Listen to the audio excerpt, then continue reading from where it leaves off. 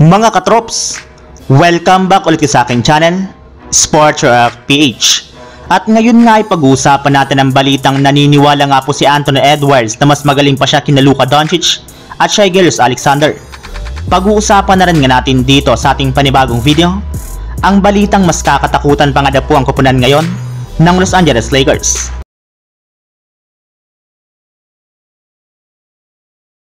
Mismong sina LeBron James, Kevin Durant at Stephen Curry na nga po nagsabi sa nagdaang All-Star Weekend na kabilang nga po sina Anthony Edwards ng Minnesota Timberwolves, Luka Doncic ng Dallas Mavericks at si Shai Gilgeous-Alexander ng OKC Thunder sa mga manlalarong posible maging bagong mukha ng NBA sa mga susunod na taon. Lahat na naman nga po silang tatlo ay may kakayahan na makapagtala ng napakalalaking puntos sa kanilang mga koponan. Napakalaki rin naman nga po ng kanilang potensyal na mas lalo pang mag-improve sa mga susunod na taon sa NBA.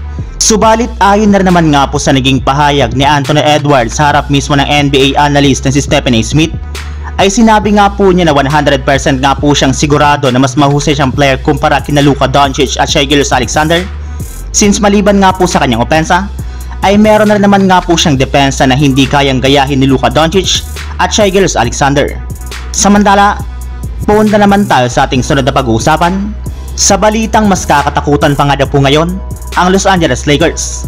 Para nga po sa inyong kalaman mga katrops, nasa pang-anim nga po ang Lakers sa may pinakamahirap na game schedule bago ang huling mga laro sa regular season ngayong taon, lalo pat ilang mabibigat at legit na contender nga po ang kanilang makakaharap sa kanilang mga susunod na laban. Ngunit hindi rin naman nga na po ito dapat ipag-alala, gayong maayos na naman nga po kahit papano ang kalagayan ng kanilang mga superstar lalo na sina Anthony Davis at LeBron James.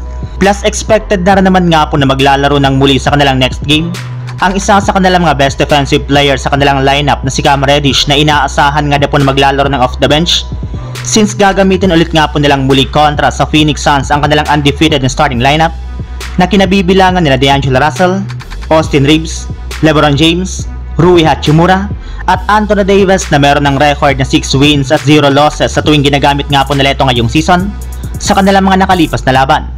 Kaya dahil nga po dyan ay tinuturing na nga po ito bilang isa sa mga pinakinakatakutang starting 5 sa loob ng NBA.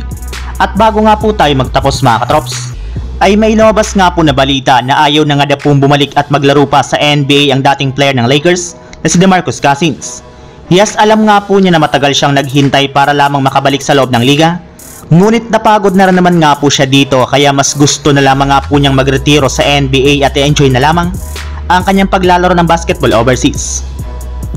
So yun lang mga katrops, ang handog kong story ngayong araw. Sana nag-enjoy kayo, please like and subscribe my YouTube channel, Sports React PH, para sa iba pang story at update patungkol sa NBA. Kita-kits muli sa ating susunod na video.